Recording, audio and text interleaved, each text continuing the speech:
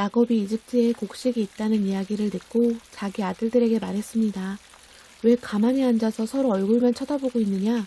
듣자 하니 이집트에는 곡식이 있다고 한다. 이집트로 내려가서 먹을 곡식을 좀 사오너라. 그래야 먹고 살 수 있지 않겠느냐? 그리하여 요셉의 형 10명이 곡식을 사려고 이집트로 내려갔습니다.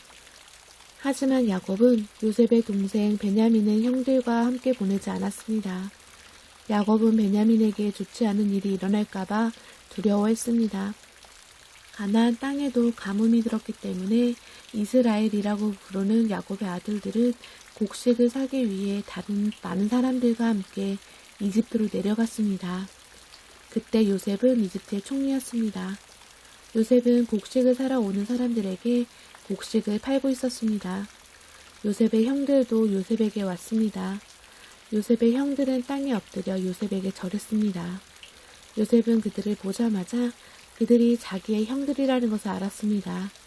그러나 요셉은 모르는 채 하였습니다. 요셉이 쌀쌀한 말투로 물어보았습니다. 너희들은 어디에서 왔느냐? 형들이 대답했습니다. 우리는 가나안 땅에서 먹을 것을 사려고 왔습니다. 요셉은 그들이 자기 형들이라는 것을 알았지만 그들은 요셉을 알아보지 못했습니다. 요셉은 형들이 자기에게 절하는 꿈을 꾼 것이 생각났습니다. 요셉이 형들에게 말했습니다. 너희들은 정탐꾼이다. 너희들은 이 나라의 약점을 알아내려고 왔다. 그러자 요셉의 형들이 요셉에게 말했습니다. 네 주여, 그렇지 않습니다. 당신의 종인 우리는 먹을 것을 사러 왔을 뿐입니다. 우리는 모두 한 아버지의 아들입니다. 우리는 정탐꾼이 아닙니다. 우리는 정직한 사람입니다. 그러자 요셉이 그들에게 말했습니다. 아니다. 너희들은 이 나라의 약점을 알아내려고 왔다. 그들이 말했습니다. 우리는 12형제 중 10명입니다. 우리는 한 아버지의 아들입니다. 우리는 가나안 땅에 살고 있습니다. 우리의 막내 동생은 지금 그곳에 우리 아버지와 함께 있습니다. 그리고 우리의 다른 동생은 없어졌습니다. 요셉이 그들에게 말했습니다. 내 말이 틀림없다. 너희는 정탐꾼이다. 그러나 너희들 말이 거짓말이 아니라는 것을 증명할 기회를 주겠다. 살아계신 파라오께 맹세하지만 너희의 막내 동생이 여기에 오기 전까지 너희는 이곳을 떠나지 못한다. 너희들 중 한 명이 가서 너희 동생을 데리고 오너라. 나머지는 여기 감옥에 갇혀 있어야 한다. 너희의 말이 옳은지 두고 봐야겠다. 만약 너희가 거짓말을 하는 것이라면 살아계신 파라오를 두고 맹세하지만 너희는 정탐꾼이다. 그리고 나서 요셉은 그들 모두를 3일 동안 감옥에 넣어두었습니다. 3일째 되는 날 요셉이 그들에게 말했습니다. 나는 하나님을 두려워하는 사람이다. 내 말대로 하면 너희를 살려주겠다. 만약 너희가 정직한 사람이라면 너희 중 한 사람만 여기 감옥에 남아 있어라. 그리고 나머지 사람들은 곡식을 가지고 돌아가서 너희의 굶주린 식구들에게 먹을 것을 주어라. 그리고 나서 너희의 막내 동생을 데리고 오너라. 만약 그렇게 하면 너희의 말이 진실인 줄 알고 너희를 살려주겠다. 그들은 요셉의 말대로 하기로 했습니다. 그들이 자기들끼리 말했습니다. 우리가 동생이가 한 일 때문에 이런 벌을 받는가 보다. 우리는 동생이 고통을 당하면서 우리에게 살려달라고 애원하는 것을 보면서도 동생의 말을 듣지 않았다.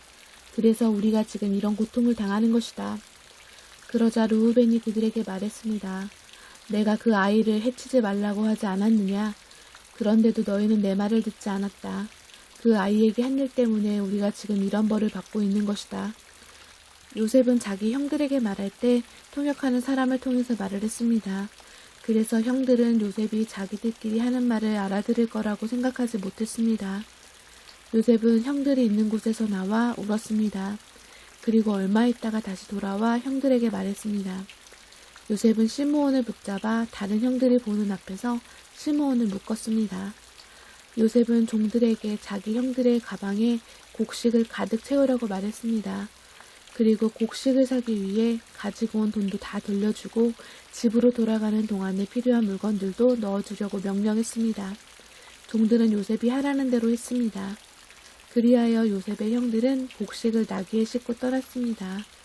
하룻밤을 머문 곳에서 형들 중 한 명이 나귀에게 먹이를 주려고 자루를 열어보았더니 자루 안에 돈이 있는 것이 보였습니다.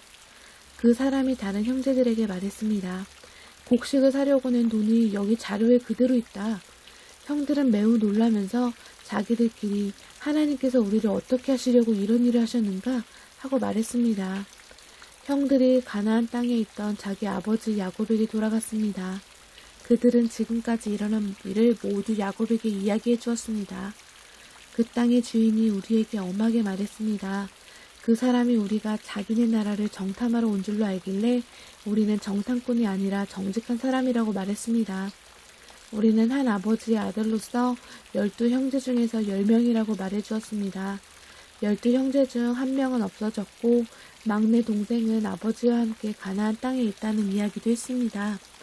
그러자 그 땅의 주인이 우리에게 말했습니다. 너희가 정직한 사람이라는 것을 증명하려면 이렇게 하여라. 너희 중 한 명은 여기에 남아라. 그리고 나머지는 곡식을 가지고 너희의 굶주린 식구들에게 돌아가거라. 그리고 너희의 막내 동생을 이리로 데려오너라. 그래야 너희가 정탐꾼이 아니라 정직한 사람이라는 것을 알고 너희가 남겨두고 간 너희 형제를 돌려주겠다.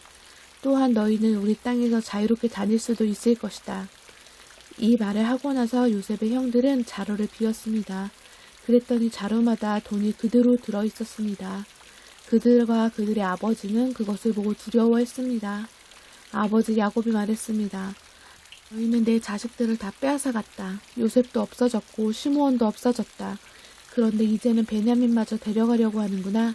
어떻게 이런 일들이 일어날 수 있겠느냐? 그러자 르우벤이 아버지에게 말했습니다. 제가 만약 베냐민을 아버지께 다시 데리고 오지 못한다면 제 두 아들을 죽이셔도 좋습니다. 베냐민을 저에게 맡겨주십시오. 아버지께 다시 데리고 오겠습니다. 그러나 야곱이 말했습니다. 베냐민을 너희와 함께 보낼 수 없다. 베냐민의 형은 죽었다. 이제 베냐민은 내 아내 라헬이 만긴 마지막 아들이다. 베냐민이 이집트로 가는 동안 어떤 끔찍한 일이 일어날지도 모른다. 그렇게 되면 나는 죽는 날까지 슬퍼하게 될 것이다.